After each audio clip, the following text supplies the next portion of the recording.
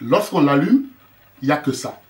L'utilisateur ne peut pas aller sur Internet, aller se promener, alors qu'il y a l'Internet, alors que lui, il détecte les réseaux. Il ne peut pas amener une clé USB ou regarder les photos de sa famille, non, alors que le système fait des photos, fait des vidéos. Et si jamais il décide de quitter, il n'a pas d'autre choix, c'est éteindre.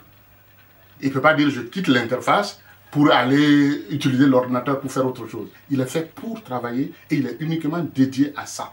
Et avec cet ordinateur, on le configure uniquement pour ça. La seule chose qu'il peut faire, c'est éteindre. Et à ce moment, elle va cliquer sur éteindre et le système va s'éteindre. Et celle-là, comme je dis, elle date de 2011 et nous sommes en train de vouloir sortir une nouvelle version qui sera encore beaucoup plus intelligente, qui pourra encore scanner mieux l'environnement et puis prendre des décisions un peu plus sans qu'on ne cherche à remplacer le médecin, mais avoir quand même un minimum d'informations.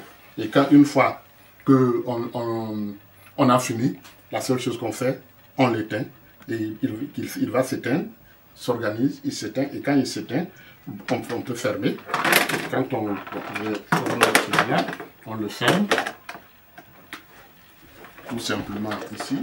Alors il faut savoir qu'à un moment, quand on va envoyer, il y a des gens qui l'ont mal fermé, qui ont coupé des câbles et puis ils disent que ça ne marche pas. Donc c'est pour ça que maintenant nous passons à la version sans fil.